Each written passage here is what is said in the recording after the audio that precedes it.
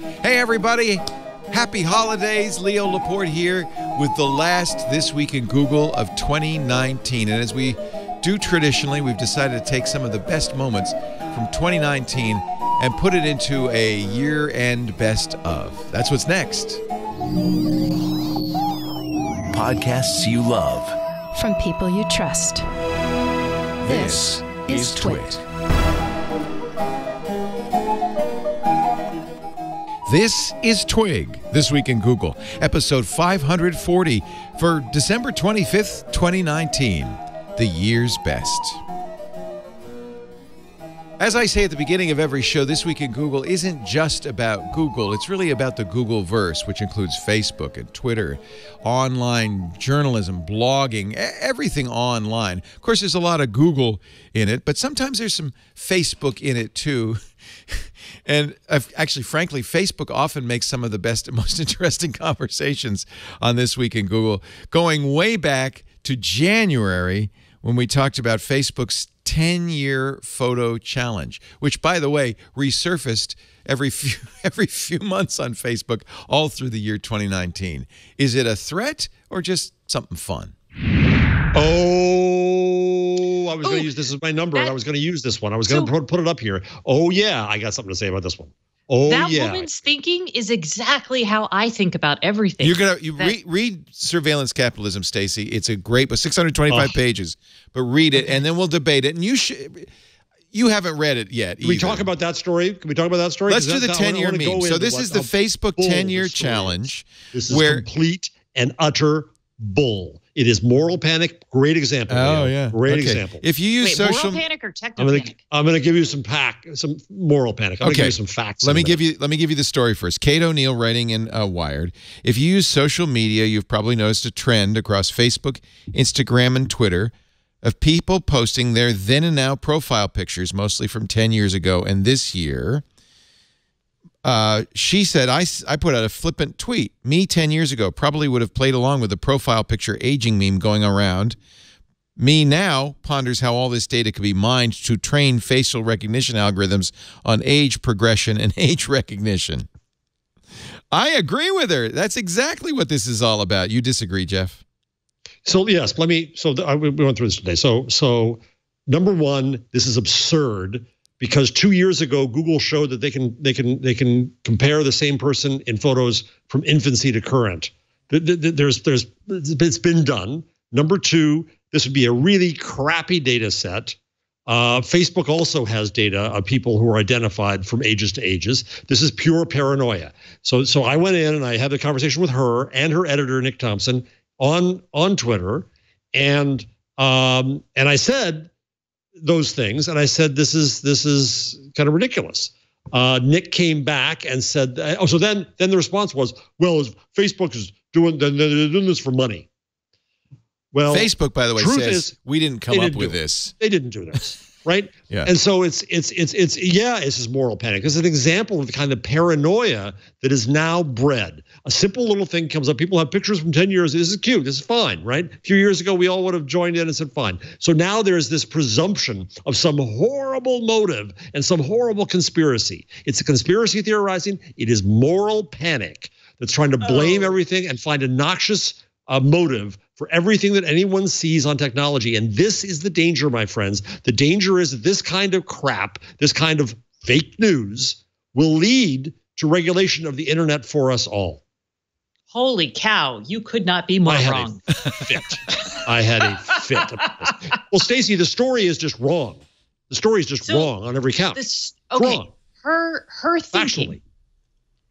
thinking on this topic is what I am identifying with, not the entire story. But I would say this is actually a positive. This is where we want to get people when they are about to use technology to ask themselves, is it worth the exchange of data that I'm about? What is going to come of this? I think that is actually so fine. What's the harm that's going to come of this? Tell me the harm. Tell me the harm. Hold on. It is like teaching people about interest rates, which have a purpose, but also can cause people harm. I'm not saying usury. I'm just saying interest rates associated with credit cards, right? Now, the other part of this is she's not saying it's evil or there's harm. She's just wondering if it's going to be, used for image progression. And Google has shown that they can do this. Facebook might need that data. Another company that puts these out might need that data. And this sort of data has been collected in the past through fun, cutesy apps and used for exactly that purpose. So it has a basis in fact to wonder about it. So her boss, who I like a lot, Nick Thompson, I'm trying to find the tweet right now. This is what this is what got me going. Okay, what? Yeah, because you are really upset. I was very upset about this because it is dangerous, and I want to read his tweet. And again, I have immense respect for Nick. He's an excellent editor. Wired, Wired's been just great. And he came back, and there was an exchange, and he came back and said what I said was fair. Now I'm trying to find it because I've been tweeting too much today. Like, of course, this is relatively benign, but I don't think it's a bad thing to alert people to the fact that this kind of data is something these companies want, and you should be aware that you might be giving them this kind of information. Yeah, people are not aware. I just want to give you one more data point, which is a study that just came out from the Pew Research Center. 3/4 of Facebook users, 74%, in their survey, did not know the social networking behemoth, according to TechCrunch, maintains a list of their interests and traits to target with ads. 74% of the Facebook users. Do they know that the New York Times does that, and Wired does that, and Time Inc. does that? If they don't think Facebook does it, they certainly don't think anybody else does it. Yeah. So and they don't know they only discovered this when researchers directed them to view their Facebook ad preferences page. A majority, 51%, said they were uncomfortable with Facebook compiling the information. 27% said the ad preference listing Facebook had generated wasn't accurate. 88% of polled users had some material generated for them on the ad preferences page.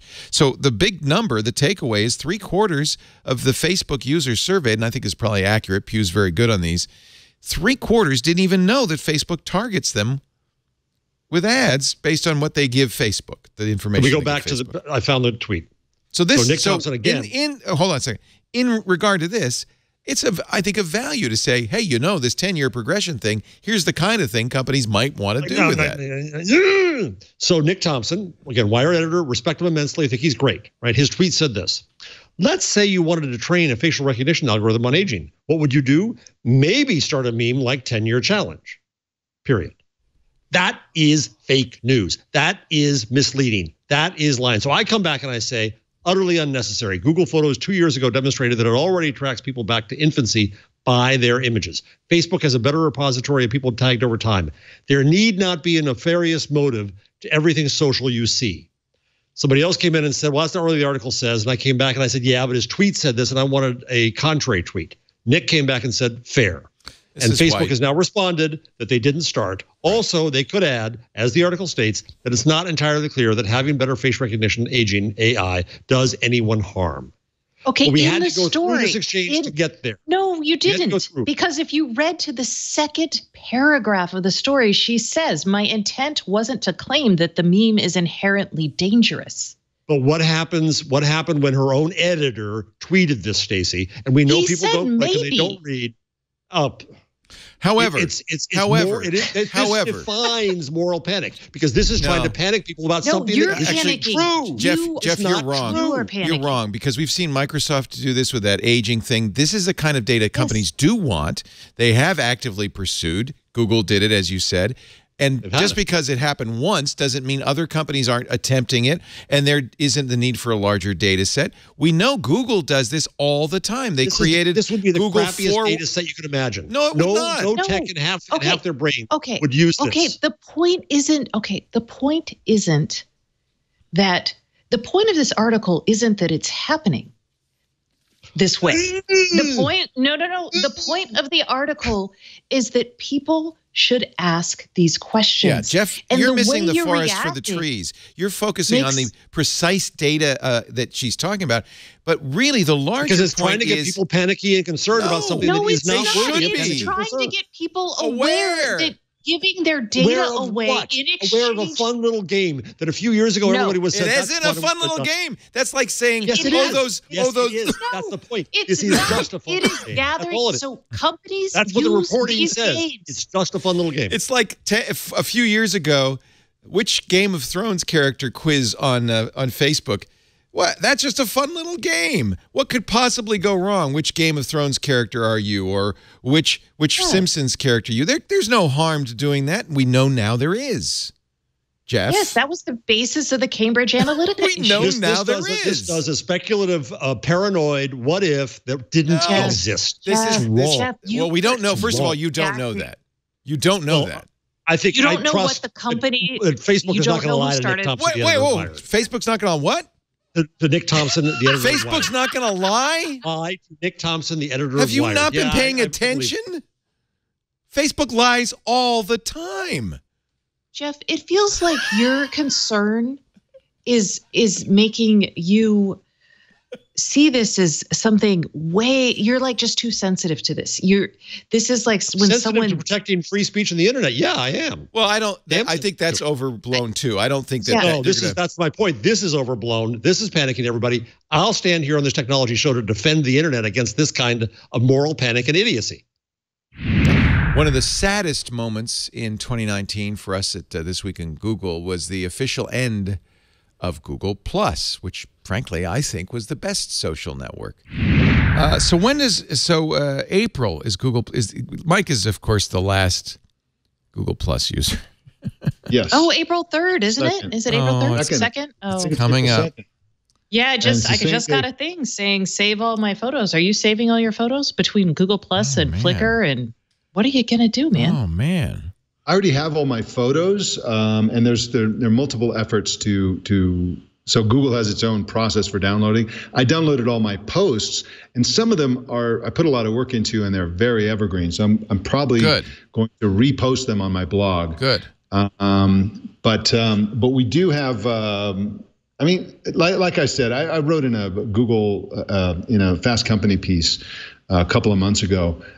Most of what was great about Google Plus was killed in 2014.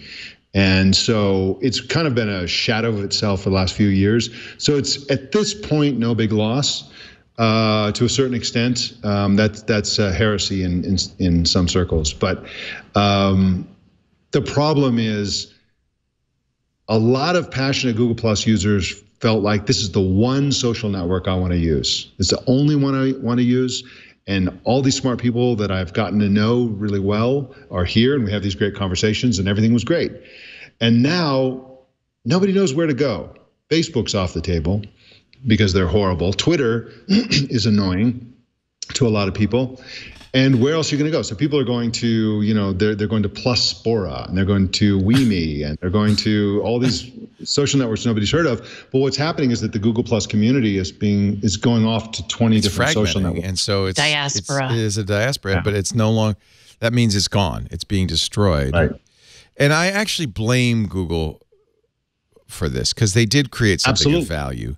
They really pitched it hard. A lot of people went all in. I mean, Mike, maybe it was ill-advised to put these full-length articles on Google Plus and nowhere else, but you did it because you believed in it and you really liked the conversations there. And how could Google just let that go? And this is why people no longer trust Google. They see this. Okay. This feels like, and this drives me nuts. I mean, the web is no different than the rest of our lives. There are places I like to go and talk to people and hang out, and I spend my time, I put my effort in. I've worked at publications that have gone under, for example. There are coffee shops where I hang out with my friends and they are no longer around or someone moves. The world moves on. And I know this feels really mean, but I'm kind of like, it didn't work for them. They shut it down. Okay. If you want your own stuff, you clearly weren't a Google Plus lover. Well, I wasn't, but I've loved other things. Like, I mean, all of my GigaOM stuff, only half of it exists. I've lost my entire podcast catalog from GigaOM, and I'm like, all right. That's life. It's life. I'll tell you why it hurts. I mean, it hurts, but But I'll tell you why. We need something like that. Do we though? Yeah, we do. Because then we stagnate. I mean, then you go and create other communities. You take your ideas that you learn from other people, and then think about it in the physical world. You know, if there is no everyone stayed analog in the physical world. If there were, there's towns. There's towns. Yeah, it's like a town has disappeared. That's a big deal. Right, but those people left that town. I'm not saying it's not a big deal. I'm saying these things happen in life, and you just have to accept it and put down your roots somewhere else and do it all over again. And that's what that's life, I guess. I understand what you're saying. The thing that has to be said, though, is that Google Plus, the original version from 2011 to 2014, to a lesser extent afterwards, was a really, really special social network. I mean, it was really every social network for some reason, I certainly have no idea why this is, has a certain zeitgeist, has a certain feel to it, a certain tone, a certain, Instagram is so different from Twitter or Facebook, even though it's owned by Facebook. And the essential nature of Google Plus, there were things that were achieved on that social network that you just are unheard of on other social networks. One of them is lots and lots and lots of people actually turned strangers into close friends in real life. And I'm one of those people. I have 15, 20 people who I go visit and who I know personally and who I didn't know until we started following them on Google Plus. You learn you have a lot in common. You have a lot, you gang up on trolls together. You do all this stuff. You do hangouts. And then they're great friends. I have people in Belgium, and I went and stayed with a great friend that I met on Google Plus in Switzerland. You don't hear about that kind of stuff on Facebook. Basically, what you're doing is you're kind of hoovering up all the friends and acquaintances and coworkers you've ever had and maintaining some superficial connection with them. On Google Plus, you're like, everybody was a stranger because nobody's family was on there really to speak of. And you make these great friends. I don't know why that was the case. We used to have these things called HURLs, hangouts in real life, essentially meetups. And I've never heard of a social network that was so conducive to real world friendships. People had in the early days of Twitter, and it stopped soon, but in the early days of Twitter, there were tweet ups, and it was very much like that. But Twitter became mass appeal, and that ruined it. And I think one of the reasons Google Plus was great is because it wasn't very successful. And exactly, it was, the people who were there were great. But are there lessons to be learned from this? Google can't do social, no matter how much. I would submit. I will not. I think we need to have I don't think we can trust any company to do this right. Get a WordPress blog and do it yourself. Well, but that's not social ultimately. It's only a little bit social. I mean, honestly, and it's been tried, and this is so I know my solution isn't a good solution, but we need a federated, open network that, and we had hopes that Identica, then StatusNet, then Mastodon would be that. They have the right backbone, but somehow those communities never gelled properly. But that's how it has to be, because if a company's in charge of it, all sorts, A, they could kill it, but B, they start monetizing. Instagram was a great social network until they put an ad every 9th post, and they started adding all these features like stories and the influencer. As soon as the influencers arrived, Instagram went way downhill. What about something like Pinterest? Yeah, maybe Pinterest is the answer. I don't know. I mean, it's a high quality. Is it very social? I'm trying to. Pinterest feels more like people put stuff there, but it doesn't feel like there's interaction. Yeah. As much, yeah. Right. It's a and scrapbook. Maybe that's the problem. It's where people interact become cesspits. That's not a crazy idea. I keep wishing Mastodon would succeed because from a technical point of view, it's the right thing. Nobody owns it.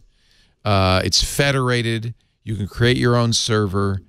But the communities that have been created on Mastodon, I haven't found one that really attracts me at this point. Yeah. The problem is that every social network is either a failure, in which case it's not worth using because nobody's on it, or if it's successful, they will ruin it in order to squeeze every nickel out of it. That's why it can't be commercial. Those are the only two social networks we've ever seen. Google Plus was different for a while. I mean, people say it wasn't popular, and I mean, it's way more popular than lots of other social networks that have emerged since that people think are popular. It had great features, though. Like, unlike Mastodon, which really is a Twitter clone, it was a threaded conversation clone. It was great with images. People like Trey Ratcliffe showed that it became a fabulous place to put your images. Google mismanaged it almost from day one, establishing this crazy circle system that no one wanted to maintain. And then, you know, I mean, they killed it death by 1,000 cuts. And it's tragic, and it's a really good example of why Google or any company shouldn't be in charge of social, and yet no one's done any. I wish they, you know what Google, Slack? Open source. Yeah, Slack so for like many people has turned into that. Yeah. Yeah. I mean, maybe that's it. And you know what? I would say we had the former Giga-omers, we took our Slack channel at the end of the show, or at the end of the company. Do you still do it? It actually still is alive. Yeah. And for the year afterwards, we actually even paid for our own private Slack. And we did it because we had a lot of value in it. And Slack's such a pig as an application. It's hard to support it. There's I'm like, no, it's just a terrible. I mean, it's written in Electron, and it's just big and heavy. It needs. I don't know what it. I don't. It's not bad. I mean, and I know people are doing it. Discord is another very popular social network. Can I propose? I have to say something about. Yes, let me just say this before you do. Yeah. Which is Google, please open source Google Plus and let us take it back. Okay. It is early to talk about this because it was only announced yesterday, but it is, to me, maybe the most interesting and could be most important story of the year. Wait, can we guess? Yeah. 1, 2, 3, Libre.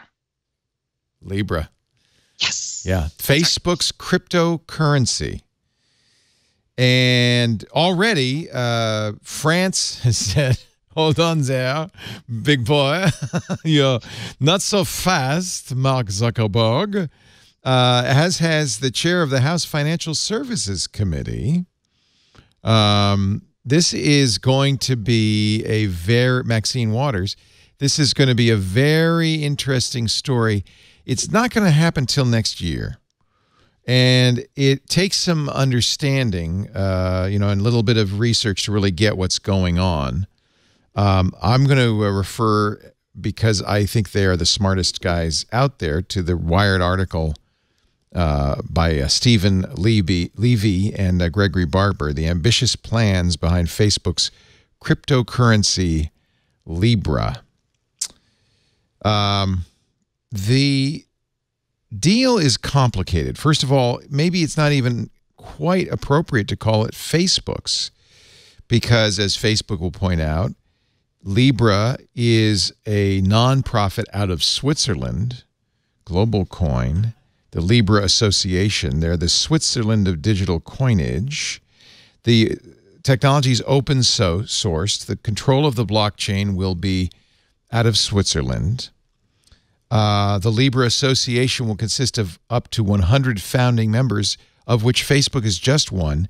Each of them will put in $10 million to fund the association and receive interest earned off the reserve. It's an NGO, in other words. Actually, no, I'm sorry. I have some skepticism about this part, but keep going. There will be NGO members. Libre is not an NGO, but it is a nonprofit. Right. Each member will be empowered. I guess it is ultimately a non-governmental organization, though, in the most truest sense of the word, because, and this is what scares banks and scares governments, it will be a global currency, not pegged to the U.S. dollar, but tied to the dollar, the yen, the euro. Could I throw out a challenge just now for just a second, just for as the discussion continues, is to think about this as if Facebook were not mentioned at all, right? To take that angle out of it and say, does this make sense? Is this a good thing for people? Is this a bad thing for people? Then we can add Facebook back in, and there's perfectly legitimate things to talk about there, is whether or not they're a proper. You're right, because Facebook kind of tilts it. If you say Google, before you do that, I want to think about the theory of this too. Go ahead, Stacey. Okay, so we totally can. But before you do that, I want to bring up the fact that I have, in covering technology, I'm sure you guys have seen this too, there are tons of independent standard settings boards or organizations that have been created but are yet dominated by one member. And I think it's important when we're talking about this to understand how much Facebook has here. It does say that it eventually will step back, but we have no guarantees there. There's a lot of decision-making that happens in these organizations, and it's entirely possible for an organization with 100 different groups involved to still be dominated by one or two major players. That's all I want to say. Fred Wilson. Yes, you're right. Maybe great investor Fred Wilson says, think of Facebook as the Satoshi of Bitcoin, the creator of Bitcoin, and Libre coin like Bitcoin. In other words, Satoshi released it into the world. Facebook came up with the technology and is open sourcing it. I think it's also important to say that Facebook understands the value of this not being Facebook. Some of the articles out there have described this as Zuckbucks. That's the phrase I like. And Facecoin. If it's that, it's dead in the water, says Marcus. I'm not sure who Marcus is. That is David. Is it David Marcus? He's the Marcus. Facebook executive who came up with this. Yes. Okay. He was president of PayPal. Yes. So here's how the Levy article begins. Near the end of 2017, on a Dominican Republic beach with his family, Facebook executive David Marcus wrestled with a question he'd been pondering since his previous job as president of PayPal. How would you build the Internet of Money? A friction-free global digital currency would be a boon for many people with mobile phones but no access to banking, which also coincides with Facebook's commercial interests because that's the other billion or the next billion Facebook people, right? And who better to develop something like this, Marcus wondered, than Facebook with its global reach and massive user base.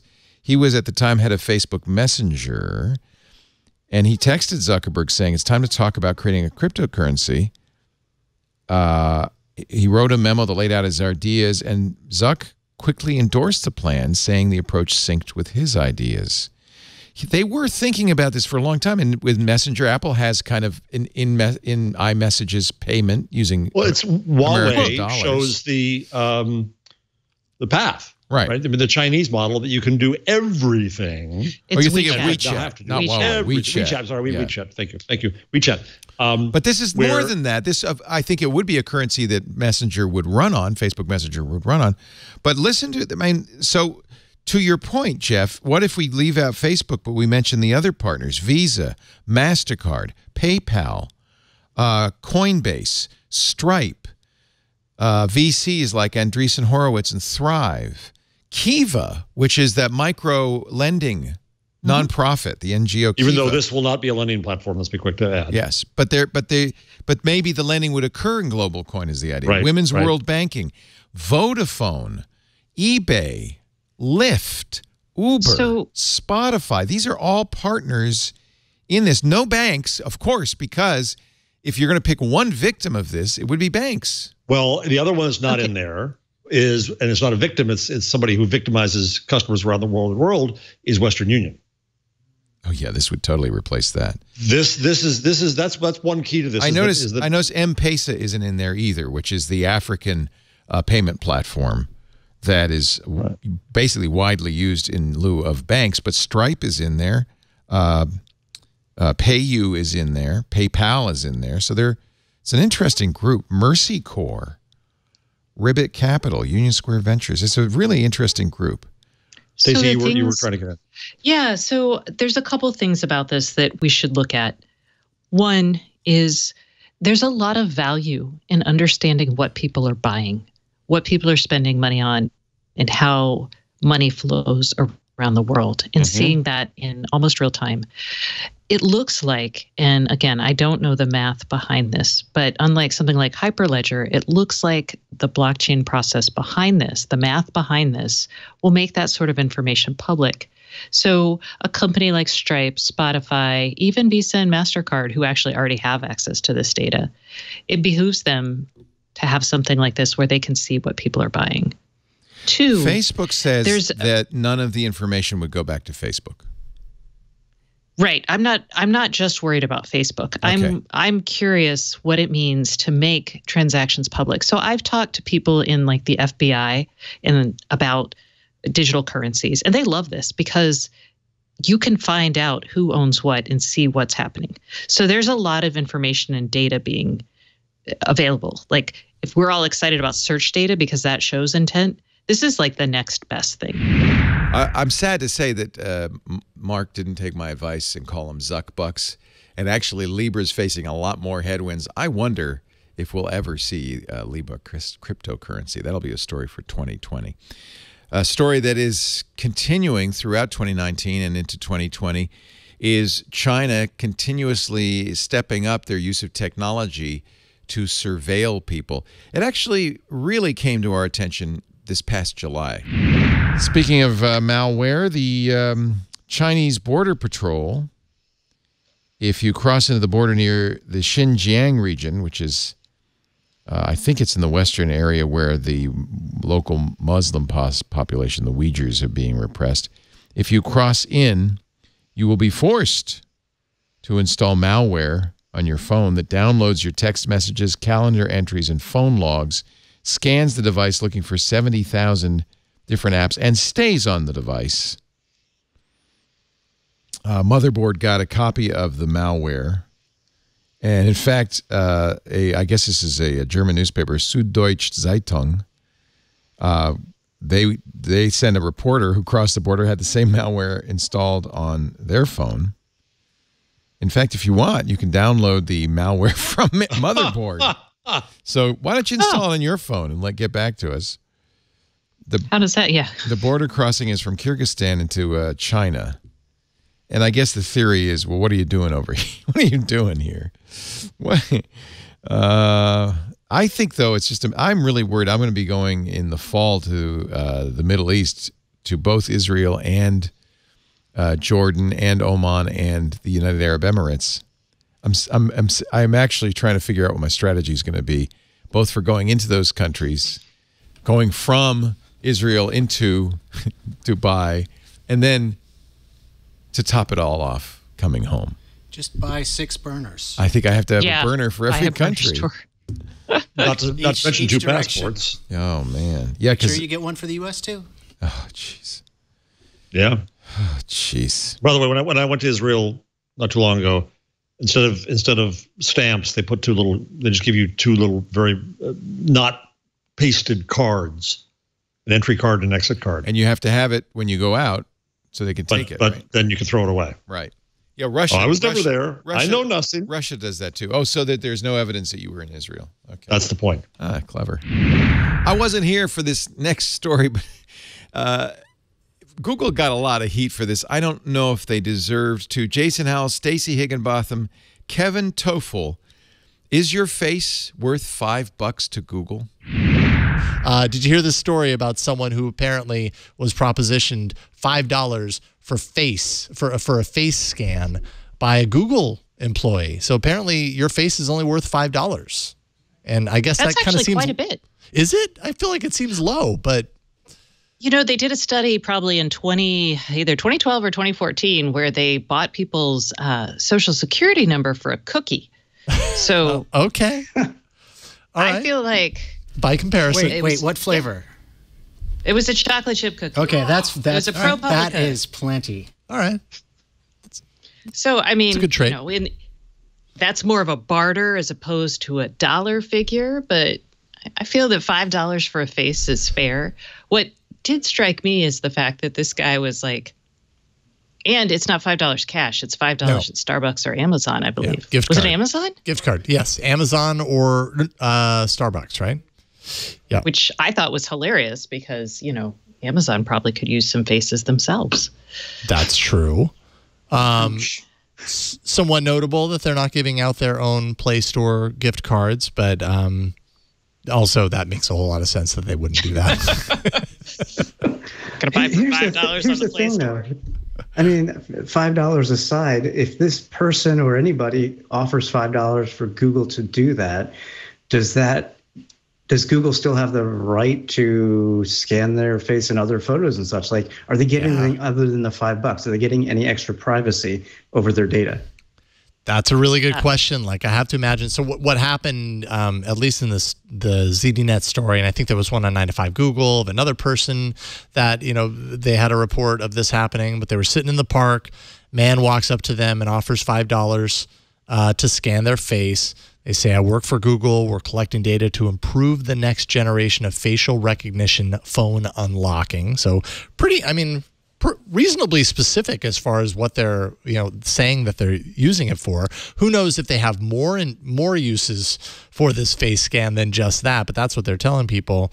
And then they were given a phone in a case that made it difficult to discern what the phone was. Many people are positing that it might be the Pixel 4 because there might be a sensor on the Pixel 4 that would facilitate face scanning in order to unlock. And then you use the phone to take a selfie at different angles to get the different kind of direction shots on your face. And then you're handed this $5 Amazon and Starbucks card. And I have to imagine if you're agreeing to this, you must either sign something or maybe there's something in the app that you're taking the selfie with. They did give him a contract. He just didn't read it. Oh. Which is unfortunate because I too would bad. actually. I'm like, for $5, I would like to see what you're giving over. Yes. Well, I mean, he's writing about his friend who's an engineer and who was probably like, yeah, I'll give you my face. That's whatever. Cool. Yeah, probably one of those. They've already got everything. So what's my face? Who cares? Yeah, his exact quote was, yeah, well, I wanted to see what they'd ask me to do. Exactly. I don't care what they're going to do with it. I just want to know what they want me to do. Curiosity. Sure. I mean, without seeing the contract, we don't know much more. I'm actually wondering if this wasn't a face scan, but a face scam. Ooh. In that maybe this wasn't Google at all. Because that's a really good question. Yeah, I'm thinking, why would Google have to go out and do this when they have between contractors and regular employees, 80, 90,000 faces to scan already? Well, I don't really see the point of them going out in the public and doing this. What they don't have is someone playing with their phone trying to unlock it. That's what this was for. This was I'm with Jason. I think this was testing the Pixel 4's unlock feature. And so they needed someone to be able to kind of look at it from various angles. Yeah, that could well be. But I mean, when I was at Google, most of the people I work with actually carried iPhones. So if you wanted like a new user group, you got it there. Trust me, they have it. I don't know. Yeah, and I don't know that I read anything about them actually, like in this report, there was nothing in there that said that he was actually unlocking the phone with his face. They were just scanning it from multiple directions. I just wasn't sure if what did Google they were say? actually using the Pixel 4. I don't know. Nothing. Yeah, and I'm not sure that we've heard Google say anything. If it was a scam, they probably would have by now. This is an assumption. I naturally asked Google what it would be doing, but the company didn't immediately respond. Okay. All right. Let's call Google. Let's see what they have to say right now. I wish, that would be so awesome if we had a hotline, like a bat phone to the Google PR team. I mean, it'd probably be the PR team, but if we had an actual Google person who would talk to us, that'd be even better. But yeah. We wouldn't do it. We would do it like 3, maybe 4 times before we realized they always give us the same answer. I think that's more effective, actually. Just, we have nothing you're not to going to announce talk at this about time. Yes, exactly. We have nothing to announce at this time. Okay, well, that bit is done. I guess we're done with that one. So Google's been doing some work in secret. NASA, which was a partner in this work, inadvertently published a paper which they almost immediately unpublished, but before too long, people were able to get a copy of it. Of course. The Google research paper was titled Quantum Supremacy Using a Programmable Superconducting Processor. Quantum supremacy is a term used by quantum computing folks. In fact, I'll point you to a really good and completely impenetrable blog post by the guy who coined the term, Scott Aronson. It's actually really great. Scott's Supreme Quantum Supremacy FAQ. He talks about what quantum supremacy is, but I will attempt in my own way to define it. It is essentially a proof that quantum computing works if a quantum computer can do something significantly faster than a Turing machine can do, then that's quantum supremacy. And in fact, in this paper, it was asserted that the Google quantum computer was able to solve a problem 50,000 times faster than the world's fastest traditional supercomputer. That is amazing. It's it's not a task you would want. Right. It's not solving a problem that anyone cares about, but it's merely a demonstration that you could do it. The proof of concept there. It's kind of a random number thing, but it was able to do it, according to the paper, in 3 minutes and 20 seconds, what would take the world's fastest supercomputer, Summit, 10,000 years. But if you read the blog by Scott Aronson, you'll realize that it's more complicated than that. It's more complicated than that. So if you really care about quantum supremacy, it's probably worth reading this. He basically confirms the post, saying, yeah, I was involved in this. I've been trying not to tell anybody for a long time. It's been a big secret. Google pulled the article because they want to make a big splash when they announce it. It probably would behoove everybody to understand a little bit more about what this means. It does not mean that a quantum computer is around the corner. By the way, he says, I did not create the quantum supremacy phrase. It was coined by John Preskill in 2012. Oh. But he's widely considered to be the guy who first... Anyway, that establishes his bona fides for this article. And he talks about what the problem solved was likely to be and what it means, and it doesn't mean a lot of things. So this is important. It might, in fact, be the kind of thing that you'll look back and say, oh, I remember back in 2019 when we first... He likens it, Aronson likens it to Kitty Hawk. Yeah. So the first flight of the Wright brothers, which, by the way, didn't become public for months. Right. Certainly didn't imply that we'd be able to fly across the country or around the world in a jet airplane. Just hobbyists doing but what they it was do. the first time humans flew for any length, any appreciable distance. And that's kind of what this is. So, but what does it mean to Bitcoin?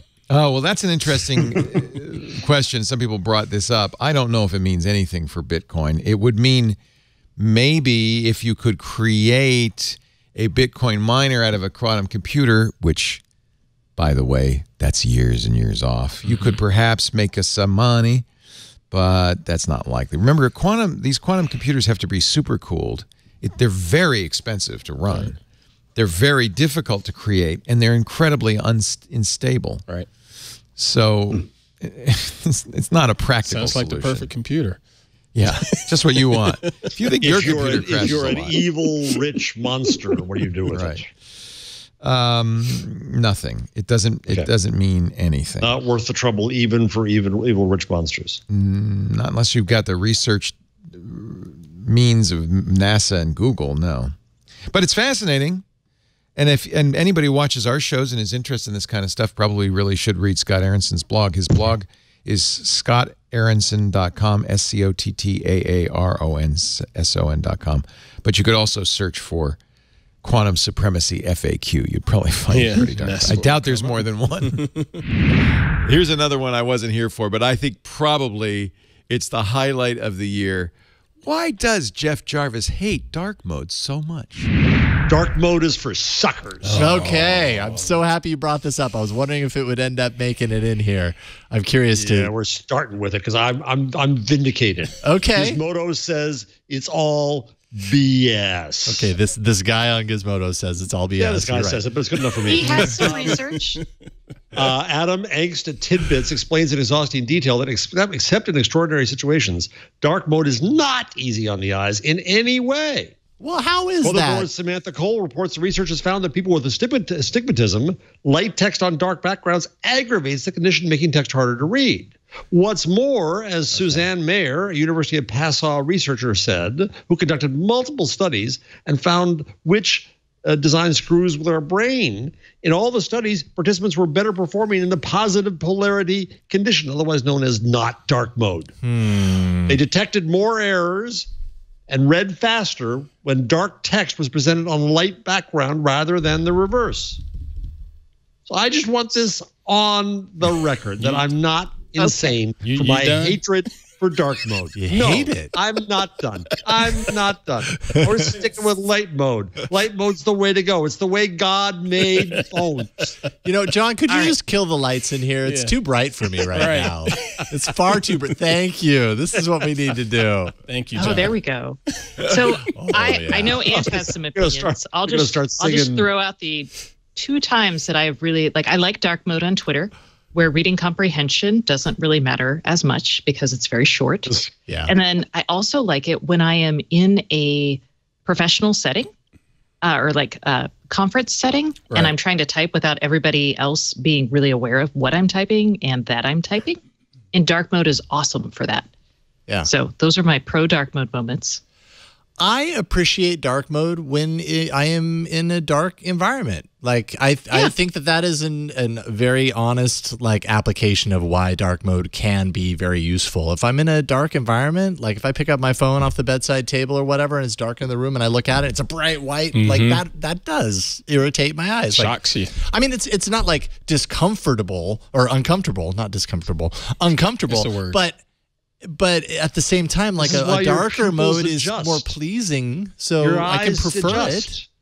Yeah. Your eyes are smart. They figure it out. Yeah, I'm sure. But So when I have a migraine, dark mode is the only way I can get online. Pulling out the migraine card, are yeah. I'm pulling the migraine. It's a thing. I'm pulling the cranky old man card, Jeff. Come on. I gotta do the migraine.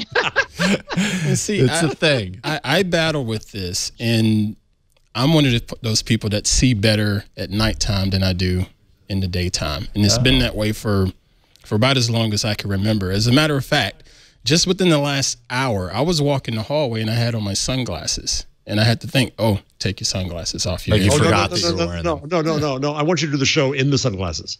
This is your new look. Okay. Oh, yeah. I would. But I really do. You're the Anna Wintour of Twit.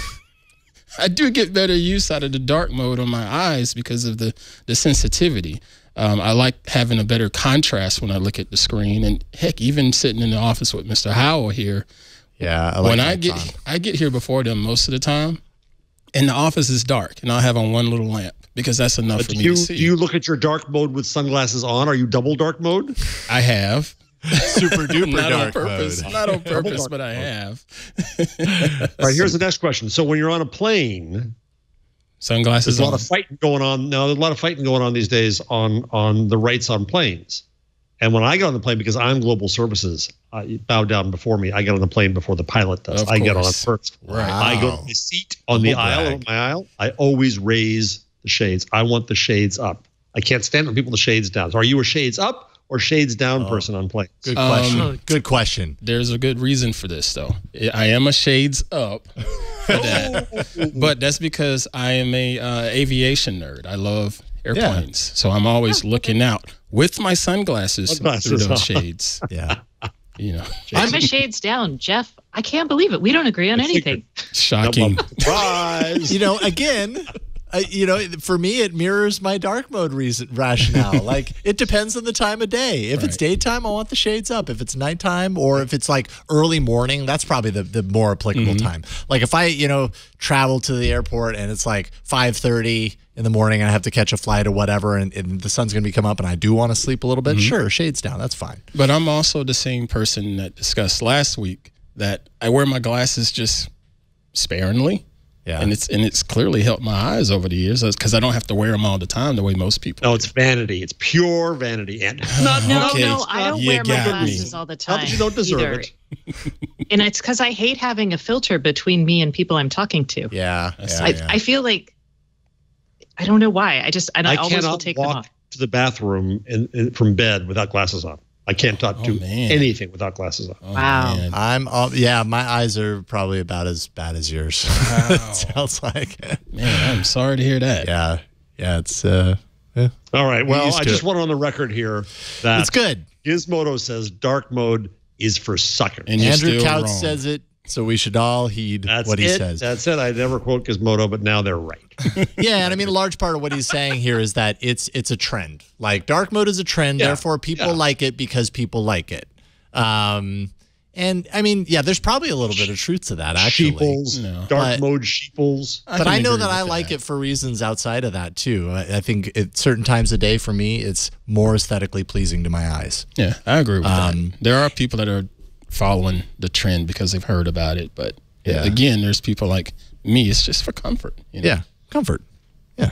And some people will tout the battery savings and everything. Andrew makes the point, like, if you really added it up, you're probably not saving that much. A lot of dark mode is not true dark anyways. It's like a shade of gray, and you're still burning battery when you do that.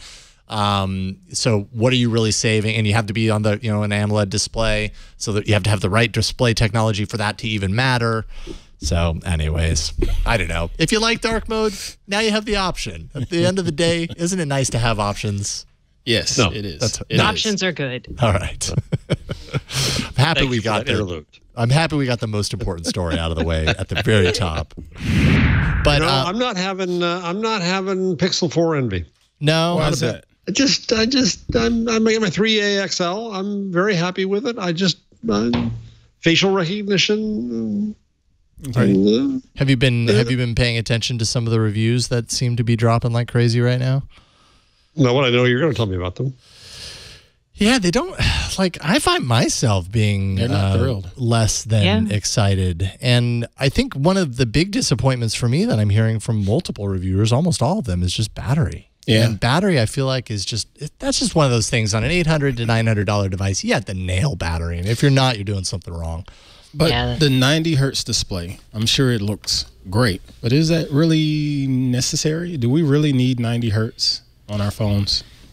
Necessary, no, I would say. No, but they put it in there. It doesn't even work all the time. They put it in there, and then they turned it off because they know it's going to just kill the already small battery. Well, the weird thing is it only works when your screen is on full brightness or like above 75% brightness. Right. So if like you really have to make that choice, like I want no battery life. Mm-hmm. It's the anti-dark mode. Yes, it is the anti-dark mode. Oh, no. It's the bright mode. Mr. Jarvis, you said you wasn't excited, but if you were a Pixel 2 owner, would you be excited? That'd be very different. Very different. That makes sense. Yeah. You'd be excited to just upgrade to something new. It's been a couple of years. That's what I had before. I had the Pixel 2. Yeah. And now I have the Pixel 3A. 3A. And the 3A is very happy. Yeah. Do you miss the squeeze? I miss the squeeze. That's what I was going to ask. I just hate the squeeze. Stacey, you should try squeezing your 3A. It doesn't work. Squeeze the bottom. Oh my God, it works! Oh, that's perfect. Oh, man. Yeah. Wait, I've been squeezing this thing for, I guess I need to adjust it. But it's only on the bottom. It's only the bottom half. Oh, so it's not the side. Okay. No, not the bottom. It's the bottom half. Yeah, it's the bottom of the bottom half of the sides. So I've been squeezing it kind of at the midline, so it doesn't do it. Oh, it did it there. Karsten, you weren't choking the phone. There are sensitivity settings. Hug the phone. By the way. I know. That's a nice little booty squeeze. I was sad because I really use that a lot in my like day-to-day phone interactions. So I was like, and I kept squeezing it, and it was like, it's like she just hugged her phone and right. Just hug it, don't choke it. I disable that feature. I do too. Yeah. I just found like no matter what sensitivity I had it set to, it would fire when I didn't want it to. Same here. And I was just like, God, stop it. Like, I don't need you all the time, assistant. I don't need you right now. All right, same here. So I think after 5 years of carpal tunnel, maybe my hand grip strength is so weak that I never unintentionally squeeze it. But apparently I can't even squeeze it when it's there. But like, it's so great because I hate talking to my phone because I set off everything in the house. And so the squeeze is just like, I see. Okay. Do something. I can just imagine 100 devices saying, yes, Stacey. Yes, Stacey. Yes, Stacey. Yes, Stacey. You hear. They also just added the drag from the bottom right corner. Oh, yeah, in order to launch annoying. the assistant. I think I have that on mine. Swipe up on it. Oh yeah, I can show that if you really want to see it. Yeah, so you have to kind of go in a diagonal from the bottom. Nope. And that does your assistant. Okay. I never really got into the gesture UI on my phone. I just like it old school. And so this is the Pixel. This is 2. This is the 3? 2. That's the 2. Okay. But everybody at home uses the gesture interface. I turned it off, and I just like using the old stock button. And on the 4, which you will be getting at some point soon here too, you do have the ability to opt for the 3-button versus the gesture. So that's still there. I'm not savvy enough for gestures just yet in the new Jedi But you phone. won't get, if you do that, you won't get the Super Assistant. Yeah, right. So that's kind of crazy, right? Like right now, there was news that at least with the Pixel 4 at launch, if you don't have gestures activated, then you can't access Assistant. Makes no sense. That makes absolutely no sense. You still get Assistant, but you don't get Super Assistant. The awesome Super the one Assistant. that the continued conversational version. But still, is that like what? what? Yeah. If it can trigger one, why can't it do the other? What is Super Assistant? I feel so lost. You get continuing conversations. You get something else. I don't know. They talked about it at the. It's a lot more contextual. It's resident on the device. Right.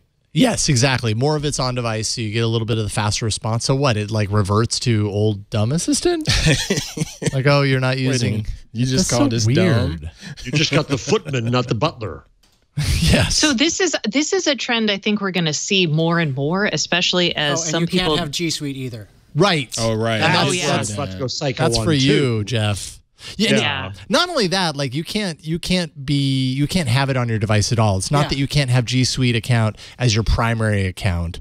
It just can't be there at all. Otherwise, it can't be there at all, which is just that's Google. So weird. These are the people who pay you. That is so weird. Yeah.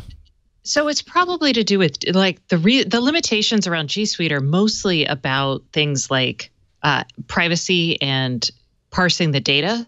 So it could be the way that Google's handling that data is not compliant with what they've told their professional customers who want their data to be kept secure. It's not for folks like you and me, Jeff. It's for folks like corporations, if that makes sense. I know, but they're Google. They have quantum supremacy. They could fix this. Yes. Why not? I want so badly. Like I recommend to everyone. They're like, should I do G Suite? And I'm like, are you a Google user? Then no. Don't. There's no point in it. Yeah. What other option would you suggest for a professional who wants to have like a small but high-end productivity suite? Please don't say Microsoft. Yeah, that's about it. Good question. That's about it. That's about it. Right, and if you're like me, if you're on a Chromebook and you want to have your own domain. Yeah. Yeah. That's about it. I can't think of anything else that would be seamless day to day. It's just kind of baffling to me how the G Suite over the years is always the punching bag for stuff like this. Never like fixed continually the punching bag. It never gets any better for G Suite users. Meanwhile, they're the ones that are paying. And I noticed the chat Googlers room says have the same Office problem. 365. Yeah. Yeah, that's really the only other option, which is, I'm sorry, I'm not doing it. It's painful. So, I mean, and that's not all that's missing from the 4. RCS support, which the Pixel 3 has. The Pixel 4 is not unsupported on T-Mobile and Verizon at launch, even though the 3 is supported. I didn't quite understand that story because I thought it also put more onus on the particular carriers, not necessarily the device. So it's more on Google. No, it's about the carriers. It is about the carriers. It is the carriers. Absolutely. Because the headlines that I've been seeing have read as if this is Google's fault. They screwed up and didn't make this available. When I always thought it mattered most on the network, not necessarily on the. You could say that if this was a big priority for Google, a big enough priority for Google, Google would have made whatever relationship, or management that they needed to do with the carriers to make sure. Although the carriers, they could say this is not a device that's going to sell in the billions, so who cares? So Shut up. Right. So why do they care? Yeah, there's that. Yeah. Which is unfortunate for Google's next big market or messaging push. You know, because RCS was yet another messaging solution that was going to change everything for Google's storied history. On the plus side, you guys, it's been what, 6 months or so since Google's last launched a messaging protocol. That's true. So, you know, way to look at the bright side. Fair enough. I'm trying. I'm in light mode today. Oh wait, no, I'm in dark mode. Never mind. We can automatically switch between light and dark mode throughout the course of this episode. We'll put you back into dark mode for this. Dual band GPS is hardware that's supported on the Pixel 4, but it's not activated at launch. So that's another thing that Google is kind of holding off and say, somewhere down the line we'll activate it. Just point after point after point, it seems like there's all of these asterisks involved with the Pixel 4. And I feel like in years past, yes, people poo-poo the next device, and then they get it and they're like, oh, well, actually, it's not that bad. And maybe I'll find myself there too. But I'm just getting kind of disheartened by a lot of these things right now. And maybe that's because I just don't have it in my hands yet. Well, that's the difference. You need to see what works for you and your personal experience on it. All these reviews that have been out there the last couple of days have been pretty downing. And I get it for the most part, but I don't want to just put all of my stock in those just yet. Because, like, for example, MKBHD, as big as he is, he has a different perspective when it comes to these devices and a use case. I remember him making a comment right at the end of his video, basically saying, you know, most people I wouldn't recommend this phone for. And so I wanted to ask him, how do you define most people, and what is the phone that you're going to recommend? What is the cutoff? Yeah. You know, is it the iPhone? Okay. Why? Is it the Galaxy Note? Okay. Why? Sure. You know, but coming from someone who has the reach and the respect in the industry, you know, as MKBHD does, and he's kind of been a pretty big fan of the Pixel phones up until now. So for him to say, like, I have a hard time recommending this for everyone, that's kind of a big deal in my mind. And see, when he went into the rant about the 90 hertz display, and then you top that off by saying most people, do you really think most people know what 90 hertz on a display is? Most people probably aren't even going to know that the 90 hertz display is going on or going off, you know, depending on the brightness setting, whatever that is. Right. So that's why I'm like, why wouldn't he recommend it for most people? You know, just for little comments like that. But I'm not taking a dig at you, Mr. Brownlee. I'm just curious if you even get this message. I just want to say, to wrap this up, I love my Pixel 4.